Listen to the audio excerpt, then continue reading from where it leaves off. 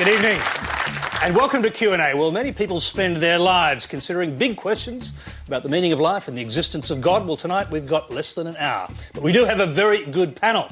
One of Australia's leading Catholic intellectuals, Father Frank Brennan, renowned journalist and atheist, Christopher Hitchens, who's in Australia to deliver the opening address at the Festival of Dangerous Ideas, social commentator and founding editor of The Monthly, Sally Warhaft, and politics lecturer and former spokesman for the Islamic Council of Victoria, Waleed Ali, and Deputy Director of the Sydney Institute, biographer and commentator, Anne Henderson. Please welcome our panel.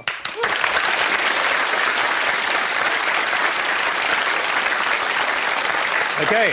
Now, remember that Q&A is live from 9:30 Eastern Time, so join the Twitter conversation and send your questions by SMS to 197 552 or to our website at abc.net.au/Q&A. Well, as we go to air tonight, there are reports that thousands may have died in the earthquakes and tsunamis that ravaged our region in the last few days. Well, these sorts of tragedies inevitably raise questions like our very first one, which comes from Edjar Memis. Yes, thank you very much. I'd like to speak to Mr. Hitchens. Thank you very much. I've noticed that you're wearing the Kurdistan flag again on your lapel. And we might come to that later, Edjar. The Kurdish, so I really thank you very much for that, for your solidarity to the Kurdish people. My question is that thousands of people dying from earthquakes, to the panel question, thousands of people dying from earthquakes can't be called God's punishment. Why is it that a person being saved from under the rubble days later is almost invariably called a miracle? And also, why should God be credited for a good act of a human being, saving a fellow human being from under the rubble, while God being spared for the calamity that was brought upon the people? Yes.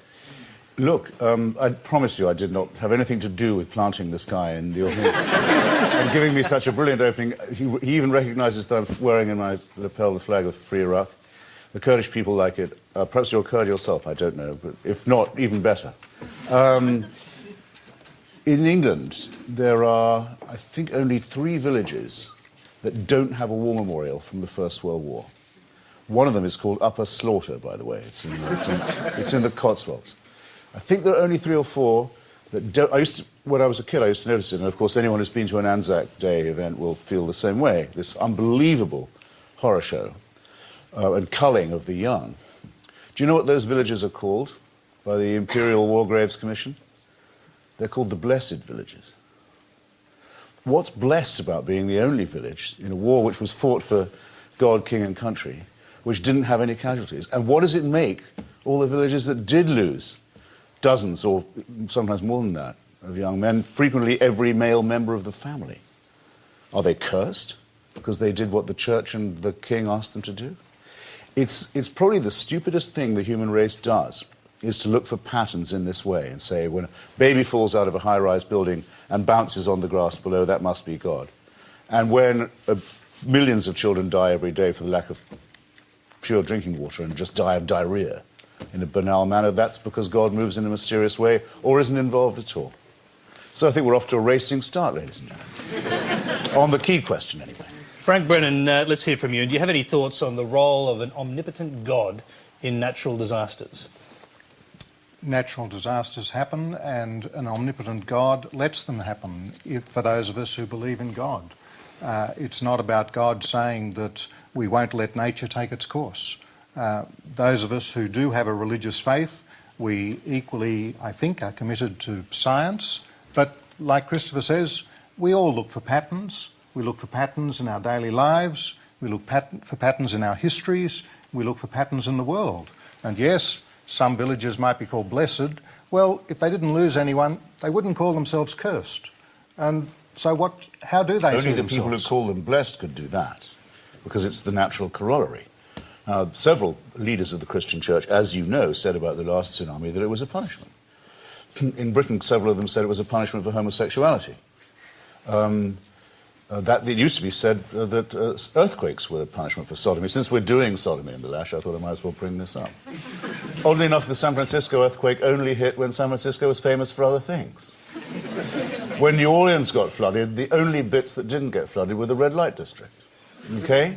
So anyone who says they know God's mind in this had better not mind looking a bit foolish.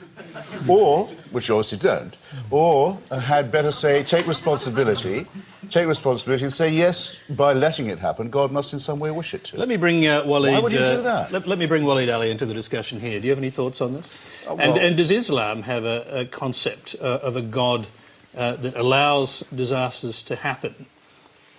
Well, I think by definition, if you believe in God, you would have to say that at the very least God allows this thing to happen, because to say otherwise would be to presuppose that God lacks the power to stop it, which I don't know of any religious tradition, certainly no monotheistic religious tradition that would say that. I do want to say something that I definitely agree with in what Christopher said, and that is that this sort of very simple dichotomised thinking about natural disasters, that they are punishment or reward, and this is the prism through which we view them. I mean, this has to be some of the most rudimentary, unsophisticated thinking that religious people and, frankly, irreligious people who perpetuate it even via criticism have ever produced. I think it's a ridiculous assertion.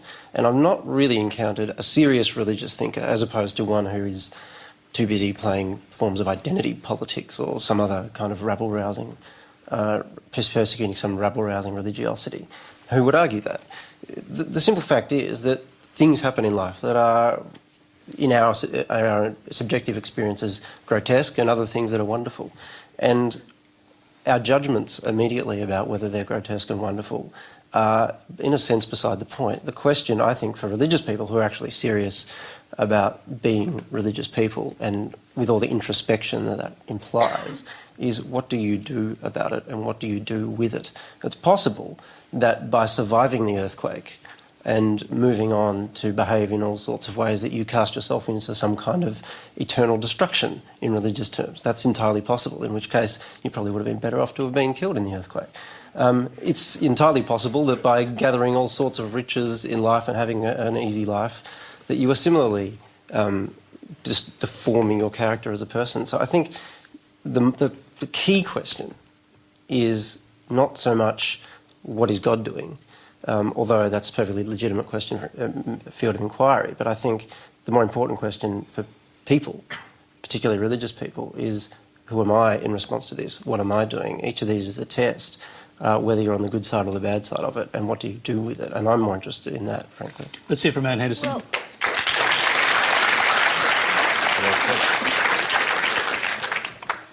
Well, where I come from, I can't take too much of the God is a person or a thing or a human creation. I mean, the idea of religion is a human creation, and I grew up a Catholic and we had heaps of that, little pictures of what God was.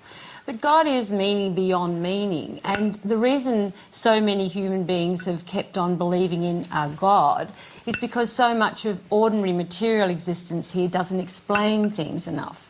And whether God had anything to do with natural disasters, I'm really not very interested. It's a question of when people can't understand something, they give a force, a place in their understanding, which is usually something spiritual beyond the material. And to me, what God is not so important, but what God, that idea of God, leads people to do. When the New Orleans tragedy happened, one of the most heroic acts was the way the Salvation Army was there on the spot the minute it happened. I spent 3.5 years going to Villawood Detention Centre and got very much involved, as Frank did, with the so-called illegal people that came to Australia without visas and trying to get them visas. When I went to the yard, which was a very unpleasant place to be in every week, it wasn't the Fabian Society or the Pacifist Society that was there helping people, but invariably it was older nuns, people who had some connection with the Anglican Church. We sat down, people who believed in Islam, people who believed in Christ, people who believed in anything you could think of, and we were all kind of in the same boat together. But it was interesting how it was those that had some faith, who had the time too, no doubt, who were there helping. And to me it's... Was this a private institution? Waleed, private what institution? The one you were visiting, was it? I was visiting a detention centre run by the government people who came to us, or still, it was a policy brought in by the Labor government and continued under the Liberal government and continues to this day. Now we take people to Christmas Island, which And is off I'm the going to coast. interrupt you and for a that moment. was a And sorry, government-run interrupt thing. everyone just for a moment, because we actually have a question that's coming up that actually leads us in similar directions. But you're watching a special politician-free edition of Q&A, answering the big philosophical questions. The clock is ticking. Let's move to our very next question. It comes from Joel Brown. My question is to Mr. Hitchens again. How do you account for the good work, specifically regarding the title of your book, Religion Poisoning Everything, the good work done by religious aid organisations overseas in third world and developing countries, as well as locally on our own shores and I'm sure in your country with the homeless and the needy? Actually, Christopher, can I interrupt? Before you answer that, think about your answer for a moment, because we haven't heard from Sally Warhaft. I'd like to bring her in and then go to you.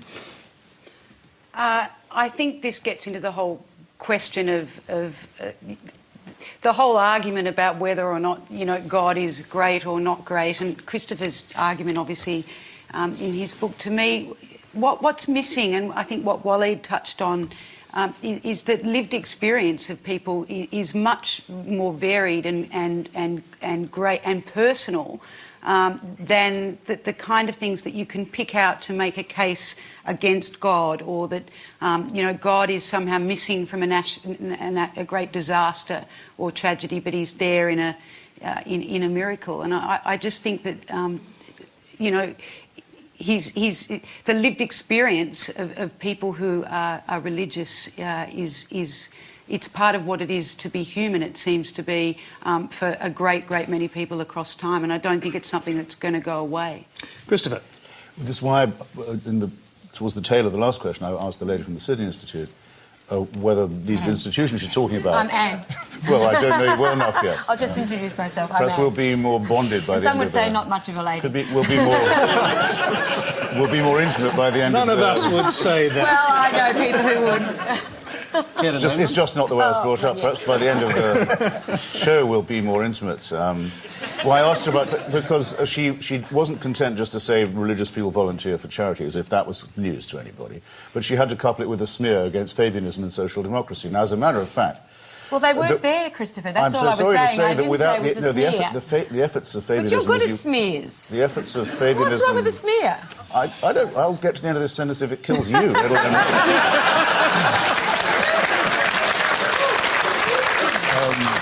The efforts of socialists and social democrats to make sure that things like education and health do not depend upon private charity given by rich people and religious institutions to the deserving poor are the reasons why a lot of it's taken care of, because it's taken care of. Hang on, because I wasn't we would rich. have welfare and... But just a minute, there's another smear. I wasn't a rich person giving charity where it wasn't gone. And you have to understand I didn't the say problem. that you were. Well, it seemed to come across I didn't that even way. imply that you were. No, the efforts of Fabianism and social democracy, socialism, were to make sure that these things didn't depend on the voluntary whim. Yeah, but they don't do and that did now. all the idea of the deserving poor. Now, that's the first I know point. about The second Fabianism. point, well, because it's so taken for granted now, I love to remind people, actually, this was a long time ago. meant social political action, as Hang you on for 1 correctly second. say, as you quite correctly say, and I can help you out here by emphasising it, quite a while ago. That's why I said not to forget it.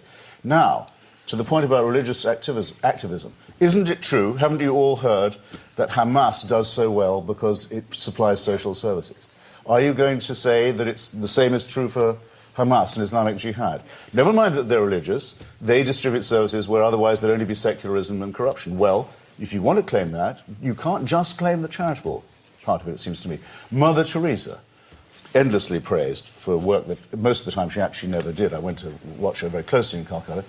You don't mind that she thinks that what Bengal and Calcutta mainly needs is a campaign, a clerical campaign, against birth control and family planning.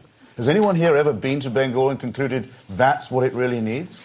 That's what she was really campaigning for, in case you're worried. But never mind. She gives a wonderful impression of being a charitable person. So what Indians need is more missionaries to cure poverty, when everybody knows there's only one cure for poverty, which is the empowerment of women, which means giving them some control over their reproduction.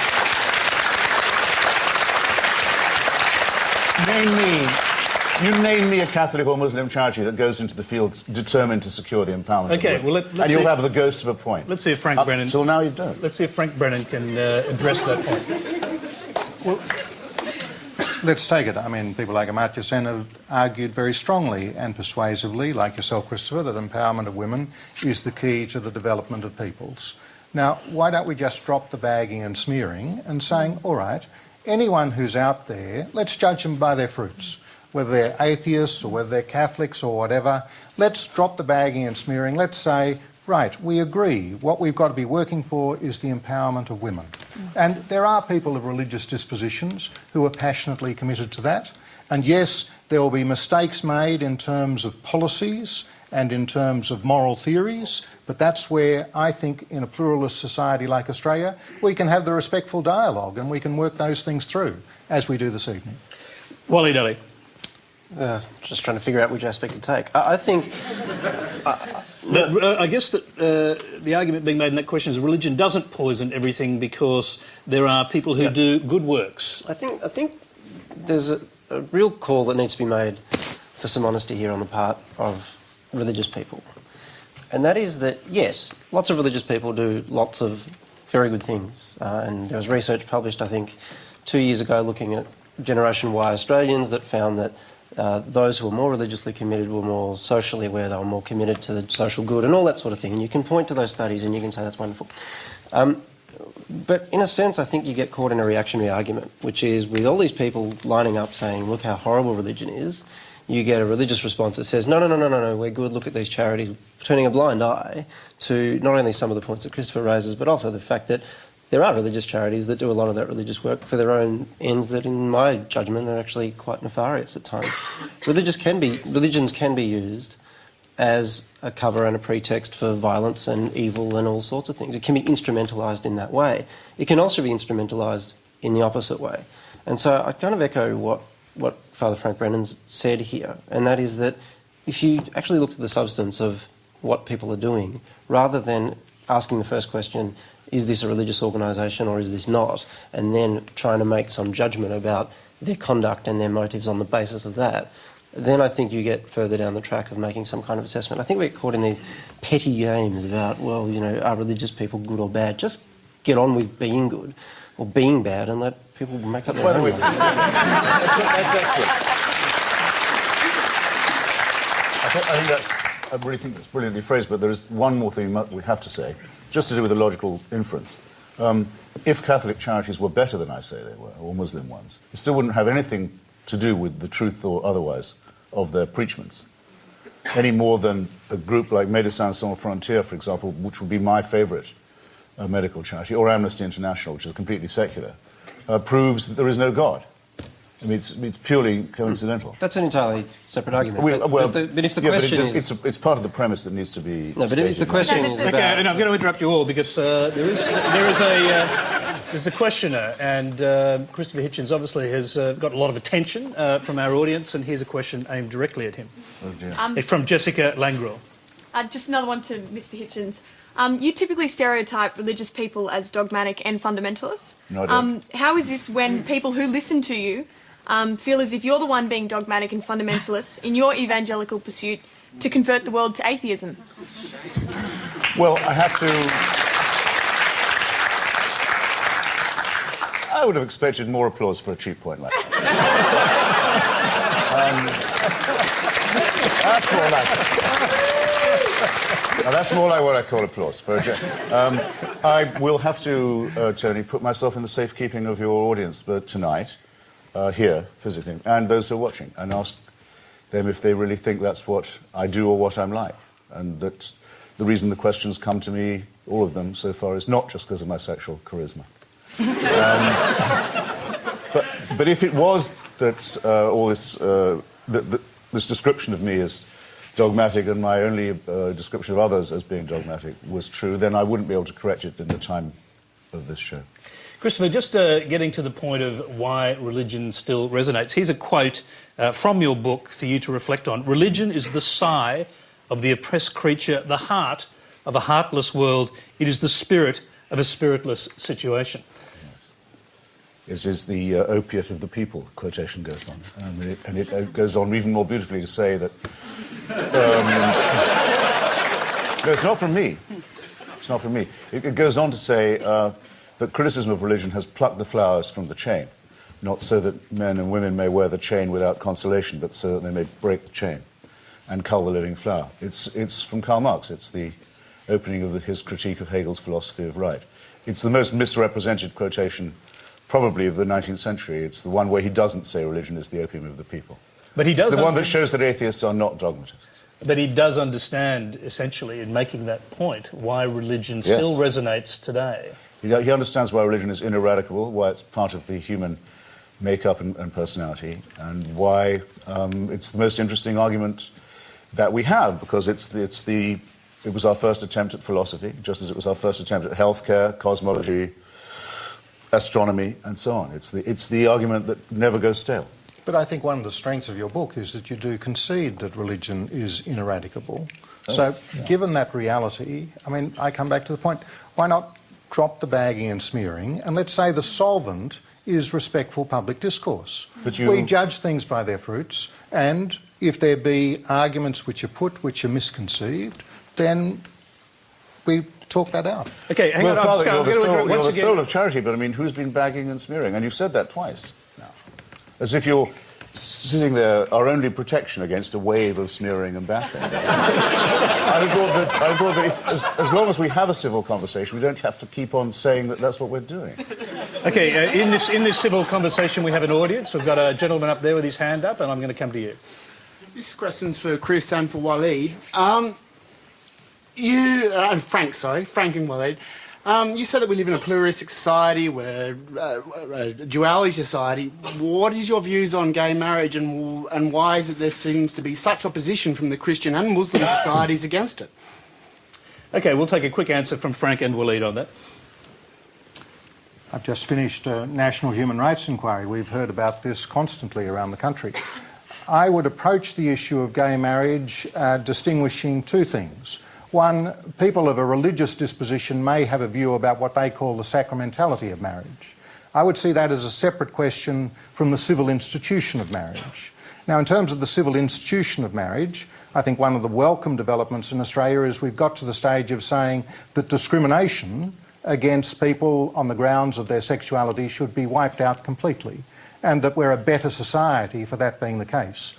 In terms of the next step, whether or not in civil law there should be a recognition of the bond between two men or two women as being the same as marriage as it's presently understood, the real issue, I think, is whether or not that decision is best made by our elected politicians or whether it's made by unelected judges.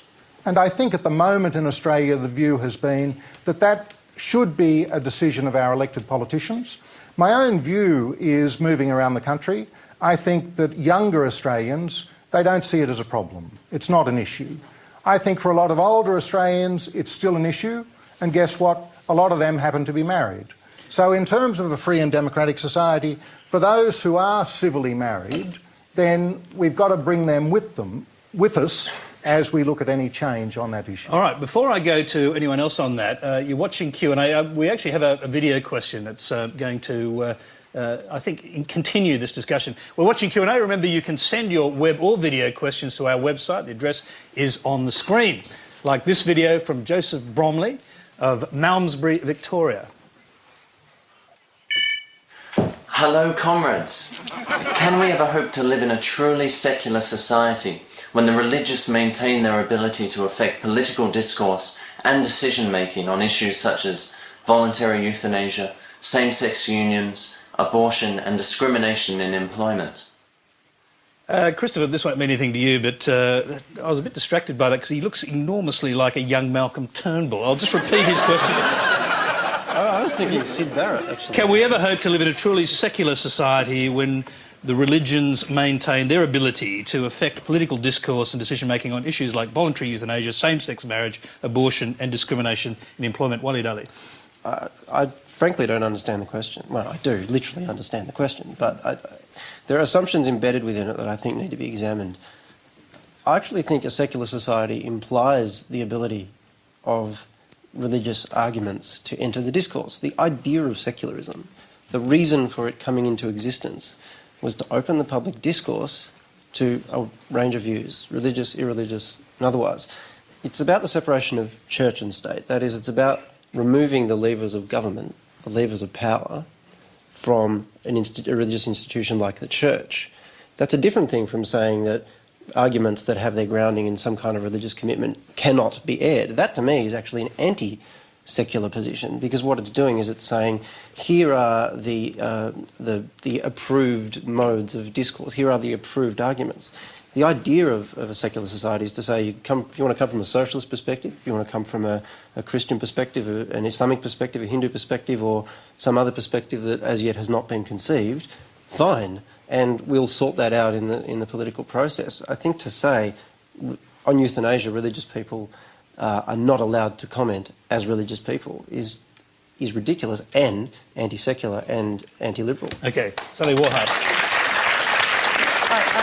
I agree with everything Waleed said. If what the question was meant to ask was, as meaning a society without religion, then I'd say you want to be careful what you wish for. And Perhaps he's talking about a society without politicians who are expressly religious. Well, and then maybe we therefore- should all be praying very hard for that. I'm not sure, but you imagine. Or voting very hard for it. That's right. I mean, what Waleed said is absolutely true. Secularism means everybody can get involved, and it's a great thing about a country like this. But you imagine back in time. I don't want to imagine a world that never had Mozart or Bach in it. You have to be careful what you ask. You're not religious, though. Why do you value religion? Because I think that I'm interested in what drives human beings, in what makes human beings human, and I think there is obviously, whether you're religious or not, there is something in human beings that passions and faith override reason.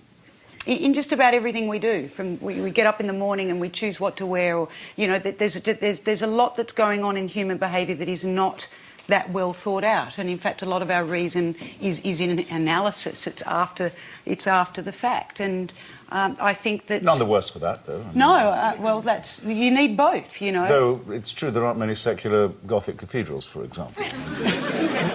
But Verdi could write a beautiful. What do you call the requiem. Kremlin? Well, it's Verdi could write a very good requiem without actually being a believer, but I don't think that John Donne could have written his sacred poetry not thinking, I don't really believe any of this. I mean, it's quite clear that there's an instinct in all of us for the numinous and the transcendent, you might say. I think you can have it without the supernatural. In fact, I think you have to. Well, again, I couldn't agree more with, if I may call you one in. Well, That's what secular means. But in that case, I think it behooves the religious to say what they genuinely mean. Now, Frank just talked about homosexuality as if the church had never condemned it as a mortal sin. Yes. I mean, it's extraordinary. I would not know that you were a member of the Society of Jesus, except that it was a very Jesuitical point you were making. and concealed your main one. And I'm sorry, Waleed, it's the same. Islam says the same. You cannot be a good Muslim and publicly be a homosexual. Why don't you, given the wonderful freedom of a secular conversation, where no one's going to say anything about your right to say it, why don't you say what you actually think? How about that? Okay, yes, Anne, and then I'd like to hear from Frank. Can I just say that what I find interesting about your book, Christopher, is that everyone's the same and yet we're all violently different. And if you are a cultural Catholic, as I am, I don't listen to what the Pope says every day and take my guide from him. My mother, who's 84, says she had a Vatican bypass 30 years ago. It isn't like you see. Maybe because you're not a believer, you don't understand that Sounds like progress of a kind. No, but she converted from a completely non-believing family when she was about 20. But the thing is that religion is so manifestly pluralist as well. I mean, there's so many different ways in which people see God. And even within the Catholic Church, there's violently different ways in which people practice their faith. Did you say and violently? The idea... I missed that. You did say violently. Well, violence. know you Well, I didn't agree mean with to. you. I agree with you on all that you say about violence among religion, and that's the point. I like the old Greeks and the Romans. You had a god of war and a god of peace, and you had different kind of gods. I like that.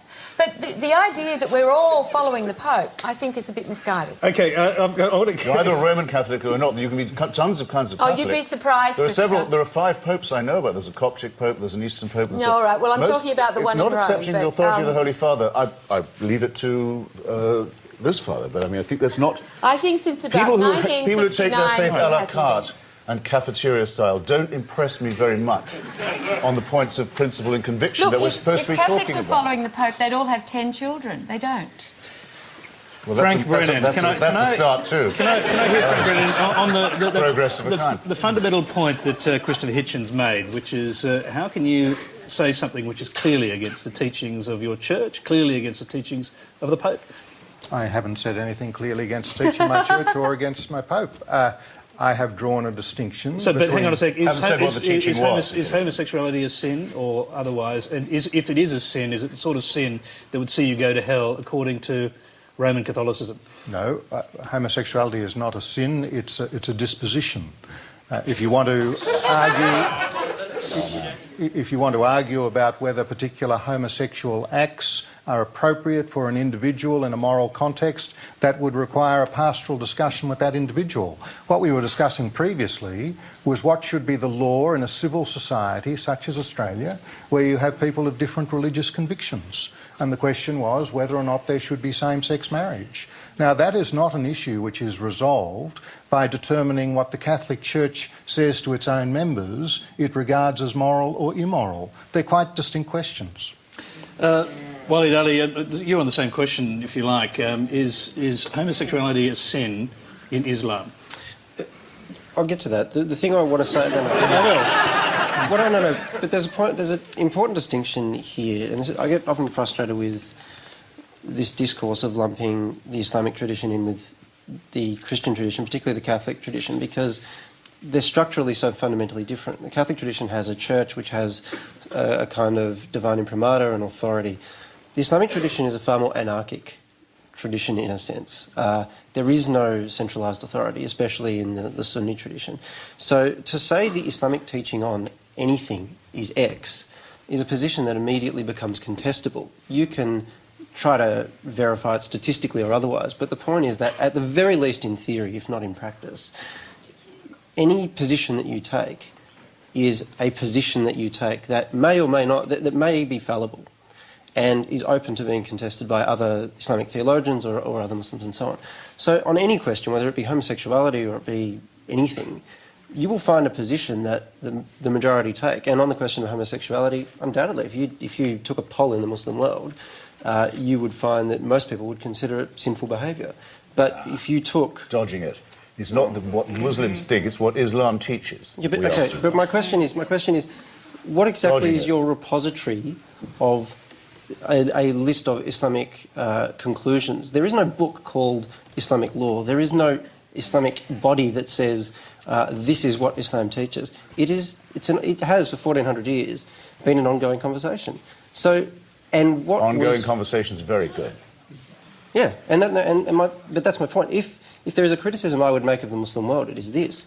It is that, particularly in the post-colonial era, as religion has become an identity movement rather than something that's actually anything to do with spirituality and faith, in my view, particularly in the post-colonial world, that religiosity, Islam has become instrumentalised as a list of conclusions, as a political ideology, as though there is some manifesto you can just download from a computer and install into a society.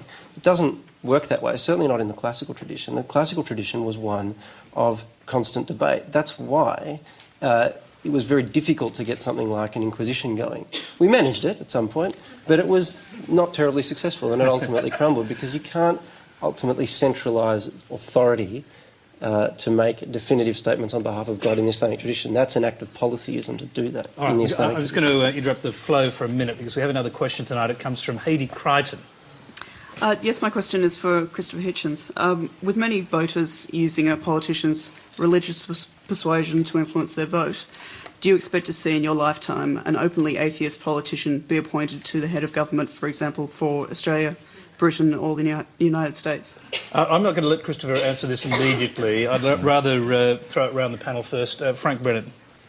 I think undoubtedly. I mean, perhaps not so readily in the United States, or if in the United States the presidential candidate were atheist, he or she would probably still proclaim some religious conviction in that that's part of the United States. But I think here in Australia, whether or not one of our political leaders, I would think, was an atheist or of a religious persuasion, I think is almost an irrelevance to the Australian community. Okay, let's hear from Anne Henderson on that. I mean, I can't think of any atheist prime ministers, Australian prime ministers to date. You might know. So. Certainly not openly did atheist. Gough openly proclaim he was a believer? But anyway, it's not not Bob so Hawke. much. It's not so much whether you're an atheist or an agnostic or a believer, it's what you say to the people you are. I find it interesting at the moment, and I wouldn't have thought it would have happened in the 1980s, that all leaders of countries in the West seem to want to go to church every Sunday. Christian churches. It was interesting that Tony Blair wouldn't take on being a Catholic. Or I think is he considering it now? He's done it. Became a Catholic now after he left his position as Prime Minister. The problem with democratic politics is, and spin and 24-hour news and whatever, the person who inevitably comes to lead the country, and I think that questioner had it right, is going to have to reflect the strength of belief in the country itself. So if you went around, like Christopher, bagging all the churches and anyone who believed, I think it'll be a long time before that happens, and I would be very surprised if it ever did happen. You could be an atheist, but I don't think you'd go around telling everyone that you thought everyone that was a believer was an idiot. Sally Warhope. I think I think there's just no way the United scant States... applause for a cheap point. It's encouraging. I think that there is no way the United States would elect a president who was not a practising Christian of some sort in my lifetime. I just cannot see it. I mean, interestingly, they were ready to elect a woman, and I think they would have if there hadn't have been an Obama there, but there's just no way. In fact, I think that's probably going backwards in American culture at the moment. Australia, I don't think people could care less. Christopher. Well, my only point would be, I'll make a quick point about the United States.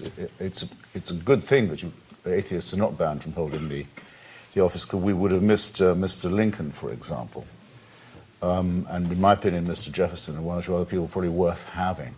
But as late as in England, the life of James Stuart Mill, in America, the life of Benjamin Franklin, they were quite well-known, publicly, you'd think, secure, confident, professional thinkers who didn't think it was advisable to let people know what they thought in public, because that's how dangerous it could be in a pious regime. And it seems that, and all people of faith can apparently congratulate themselves upon it, that faith still demands professions of faith by people who don't hold it that are by definition hypocritical. So congratulations to religious opinion for bringing that beautiful thing about in what's supposed to be a secular democracy.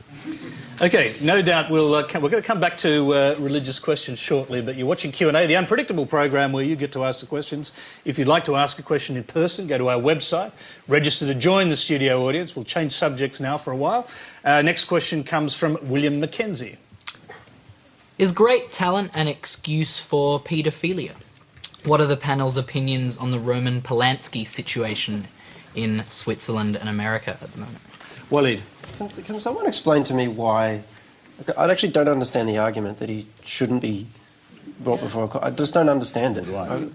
I'm happy for someone to convince me. Well, there's an argument in France. He's very talented, so he shouldn't therefore face trial. No, but have you caught up with the news? It's all changed. It's changed today, which was interesting. The French have backed off.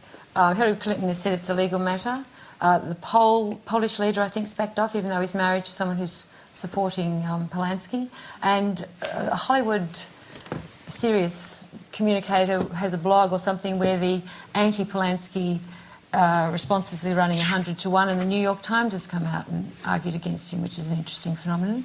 So maybe it's changing. Can I say this? I don't know why it would be interesting. I mean, I just can't believe they wouldn't argue that he should be tried. I was reading his autobiography last night, and Polanski's account of, making love to this young woman on Jack Nicholson's couch. It was just So why has it taken so long? That's the Because reason. he ran away. That's where the talent comes in. Rem arcu cetagistes, they say in Latin. You touch the point of the needle. He's already had the rewards of being talented. 30 years on the lam after, I'll say it directly, fornicating with and sodomizing a 13-year-old to whom he had given narcotics to lull which he her. pled guilty. Now, excuse me, we do have our standards, even those of us who don't believe we're being supernaturally supervised. Although the really sad thing is that this woman has come out and said that the trial by media that she's going to have to endure in this is she believes will be worse than the actual crime, which is it's a really sad and terrible tale. But that's his fault too. That's Yes, absolutely it is, and he still needs to be tried. But it's awful that she's going to have to suffer. So she doesn't want it to define her whole life. For discussing this, and yet he has to be tried. But He has it was to be his brought back. lawyers that brought this back into the arena, and so in a sense this has been all brought about because late last year his lawyers tried to get through a loophole in the law to have his charges dropped, and of course that then set the prosecution out and running. Can I make a point and a sort of admission here? And I'm almost surprised. I'm almost surprised by the admission, which is that it's a simple one, really. That I've actually been to see several of his films in that period. I've watched others on DVD, and when you think about it carefully, is that somehow supporting it? You mean we'd have been deprived of the films if he'd been nabbed in the first place? Not at all. I'm simply saying I wonder why I didn't think about this at the time. Oh, well, because we're all capable of keeping 2 sets of books. I mean, that's part of our nature. Well, I can see that I'm not the only one. Just for discussing this subject, a couple of years ago, my magazine, Vanity Fair, was sued by Mr. Polanski from Paris in London, not in America, where he thought the jurisdiction would be easier on him. He didn't even have to appear in person, because he thought that might be risky. He made a video deposition. We claimed he had no reputation to defend. He walked away with a lot of our money on a libel judgment, saying this couldn't be discussed. So I would say, screw him. And I would add, screw him for a chain. Frank Brennan. It's his turn.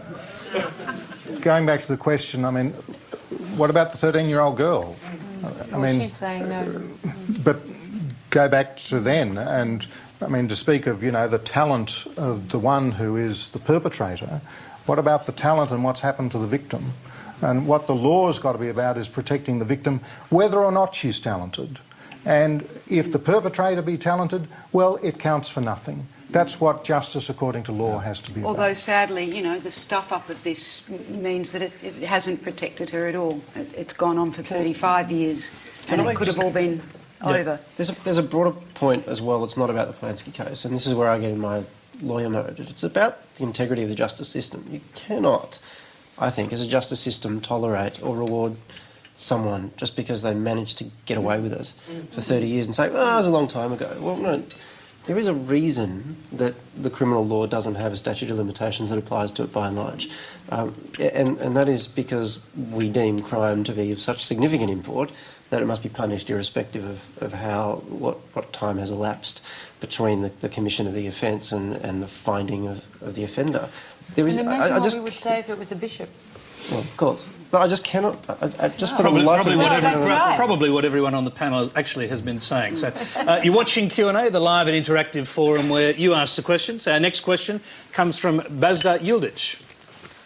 Why is it that the Islamic country, Iran, is the threat to peace in the world and not the Zionist? Is it America's support of Israel? Well, hundreds of people are getting killed in Gaza and West Bank every day with the support of America. The Israel-Palestinian war has been going on for 61 years, and we are not actually looking at what is actually happening, and we're fearing about what is not happening. We're fearing about something that hasn't happened. OK. Sally Warhalf, you want to pick that up? And I might add, by the way, we had a number of questions asking why Iran's nuclear program and not Israel's is the illegal one. Look, it's a tragedy. I think with Israel and Palestine, it's something where it almost takes half an hour to sort out what has to happen. The Palestinians need a state. Israelis need to feel secure. But it feels like it's just so far away. I think that part of the problem is obviously the delicacy of the Israeli coalition. I don't know, beyond what I've just said, that it's simple what has to happen, but how you make it happen and how you make people want peace more than they want other things is beyond me. Christopher Hitchens? It's become a familiar thing. I should perhaps preface this by saying that with Edward Said, the late Professor Edward Said, I wrote a book about the rights of Palestinians and the way in which these have been negated by Israeli policy. But I know a lot of people in the Arab and Muslim world who are fed up with having the subject changed to Israel whenever human rights for them comes up. A very good example of this just last week in Tehran, where the government has an official Al-Quds Day, as it's called, the Day of Jerusalem, where school children and others are paraded. It's a more or less compulsory demonstration to say they'll give their blood and their lives for Palestine. And hundreds of thousands of Iranians turned up to say, no, we'll only give our blood for Iran, thanks. We're fed up with being told by the regime that they represent the oppressed of Palestine, that we can't talk. And they are having to shed their blood because the regime keeps on killing them for wanting to have a say in their own internal affairs. And a regime that does this and has just pulled off a blood-stained military coup, it's overturned the results even of an already predeterminedly fraudulent election, that says that that a woman's voice is worth that of only... it takes 3 women in a court against 1 man, that uses torture and rape as policies in prison and so forth. You want a regime like that to have nuclear weapons? You're welcome. But you should say that's what you don't mind. Are you going to say that? Are you going to say you've no objection? That the real problem is the Jewish state? Come on, be serious. So the Jewish state doesn't have nuclear weapons? Is that what you're saying? Well, now, I appeal again to the fair-mindedness and intelligence of the audience. Did I say that? No, but did I in any way imply it? No, but... No. Did I not begin with a throat clearing, which I'll amplify if you will, about my long record of work about this, my defence of the Israeli dissidents who published the news about Israel's illegal programme and gone to jail for it. I can refer you to all that if you like.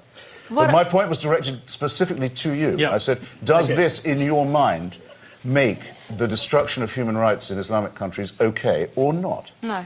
Good. Okay, No, let's hear from Walid. Well, that's progress of a kind.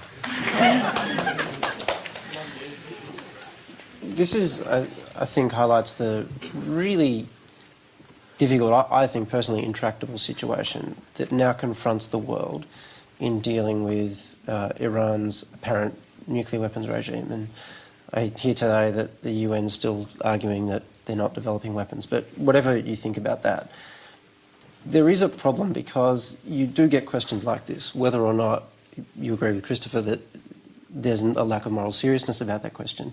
You're always going to get that question. The minute the conversation turns to Iran, it is going to be deflected towards Israel. And so the problem is that if you're interested in disarming Iran or somehow reigning in that regime, it's very hard to do that in isolation without also engaging in some kind of agreement that's going to bring Israel into the mix. And, of course, the US, who also have nuclear weapons. I'm encouraged by the fact that President Obama is talking about a nuclear-free world, and that when he headed the UN presided over the UN Security Council this week, which I think the first time an American president has ever done that, the vote to rid the world of nuclear weapons was unanimous. That's all good. But now the really, really tough politics starts, and that is the politics of dealing with an Iranian regime that, frankly, probably sees very little incentive, if any, to try to disarm or to become less evil. It's got every reason to remain as evil and perhaps become even more evil than it is. And Israel is going to have to be part of that discussion, whether they like it or not, whether the US likes it or not, because without that, I just can't see how there's a way forward on it. Tony, sorry, I simply must say this. I'm really sorry. implied in both what Walid has said and the lady questioner is the idea that Iran is perfectly entitled to have nuclear weapons. At least if Israel is, it is. No, that's not what I implied at all. The Iranian government, let's forget, says it doesn't want them and isn't planning to have them. And so if it turns out they are, it's not a problem to do with Israel, it's to do with them breaking every undertaking they've ever made at the United Nations, every undertaking they've ever made to the International Atomic Energy Authority, every undertaking they've ever made to the European Union negotiators. It means that international law is completely meaningless. And yet, when Mr. Ahmadinejad tests missiles, he says this is part of our nuclear program. How is that part of a peace? Can I just say... Their party, their proxy party, Hezbollah, I've been to its rallies in Beirut. Do you know what the symbol of the party now is? What they put on the flag? A mushroom cloud, with a threat to the Jews written underneath it. Actually, when you go to meetings of the American Jewish Committee, you don't quite get that provocation. Christopher, hold on. We're just going to hear from Walid, and I'm going to go to another question which is related. I think that's a bit of a gross misreading of what I was saying. I'm certainly not implying that. But what I am saying is the real politic of dealing with this situation is that for the Iranian regime, if you put yourself in the position of the Iranian regime, that has now become such a grotesque, deformed regime, that in a sense it has to perpetuate that deformity in order to survive. That's kind of the logic of those sorts of regimes. The minute you do that, they're now in a position where it's just going to be very hard to create the political environment for them to change course without dragging Israel in. Now, whether or not you want to say that Israel's acquiring of nuclear weapons is equivalent to Iran's, worse, better, whatever, that to me is not the point as far as real politics is concerned. How are you going to get that change to occur without incorporating Israel into the conversation? That's Christopher, I'd like to sort of put a line under this, but I just want to ask you one question and a brief answer if you could. You mean I'm incapable of a brief answer? I can be terse if I have to be. OK, we'll answer this tersely. Israel, of course, did try and stop Iraq acquiring nuclear weapons by bombing a reactor. Would it be justified, in your opinion, for them to do the same in Iran? What Israel did to the Iraq reactor was what the Iranians had tried to do, everyone forgets this, with their own Air Force a couple of months before. The Iranians had a huge sigh of relief when the Israelis pulled off a raid they couldn't bring off themselves and disarmed Saddam Hussein. There are a lot of people in the Sunni Arab world, believe you me, who hope that the Israelis take out the Iranian one in turn, but they can't say so in public any more than the Iranians could before. My own view is that Israel both cannot and should not attempt such an attack. OK, well, we're going to move on again. Well, actually, look, you've had your hand up for a while. I'm going to take your question. Lady in the front there. Look, my one question is basically, or my one comment, or passing comment, is that so many times you've brought up women in Islam. I'd just like to correct that I've read the Quran, and all Muslim scholars would agree with me that Islam gives women a lot of rights. We over and over give women in Islam through the Quran. I may not say it through individuals who preach the religion, but Islam through the Quran gives women a lot of rights, and I need that to be heard. I need that to everyone to understand and hear that. I mean, I am a young Muslim woman myself. I sit before you, I have a voice, and I can speak to you, and I can look you in the eye, and I do have my rights. And when I go to Iran, I'm actually Iranian as well, so when I go to Iran, I also have my rights. I need it to be heard that the Quran, Allah Subhanahu wa ta'ala gives us our rights. People, individuals in countries and people who represent our religion may not, and they may do the wrong thing to sort of stand in front and show us religion and preach us religion, but Islam does. All right, we're going to take that as a comment, a very passionate one at that. OK. Well, no. No, we're not. No, we're not going to take it as a comment. I can see your face, I can see your hair, and I can see you sitting in an audience with young gentlemen. Don't you tell me you can do any of that in Iran. I can, though. No, you can't. Yes, I can. No, you cannot. I can. In Iran, in the Islamic Republic of Iran, where I have been, my hair would be out. My hair would be out because my veil would be little. My hair would be, it may be covered a little bit, but just like in the Bible, in the letter to the Corinthians, it says to cover your head, to be modest. It's a shame she spoiled what could have been a perfectly good statement. All right, OK, I'm sorry. Modesty would be there. I mean, you've been talking about these cheap jokes and things throughout this whole conversation, but you're the only one making the cheap comments. You insult your sisters in Tehran who are being beaten, and raped every day when you say that they have their rights in the Islamic Republic. It's an insult to the women of Iran. I do not. OK. We're nearly out of time. You're watching Q&A live. If you'd like to join the audience, register on our website. The address is on your screen, abc.net.au/Q&A. We have one last question. It comes from Pam Collicott. Many non-believers facing death change their minds about religion. Is that fear or comfort? Okay, we're going to have quick answers from everybody. Frank Brennan. It's often both.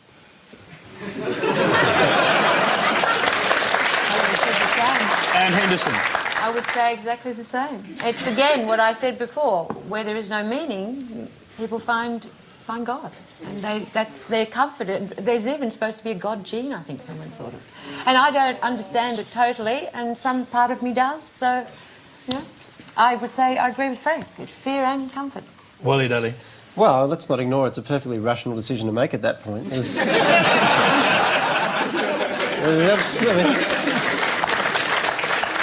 You're on your deathbed, there's absolutely no point not believing in God at that point. Because you might be right. You may as well jump on a team that, if it's wrong, who cares? I would say God knows. I mean, unless you're from a team that, dies repeatedly. When Voltaire was dying, a priest came and said, "You should renounce the devil," and he said, "This is no time to be making enemies." But it's a religious falsification that people like myself scream for a priest at the end. David Hume very famously didn't and was witnessed by James Boswell not doing so. Most of us go to our ends with dignity. If we don't, and if it is the wish for fear or comfort, then both of these things are equally delusory, as religion is itself. And I think what thank you. We've proven, I think, tonight that this kind of discussion is worth having, but that is all we have time for. I'm sorry to those people who still got their hands up. Please thank our panellists, Frank Brennan, Christopher Hitchens, Sally Warhart, Wally Daly and Anne Henderson.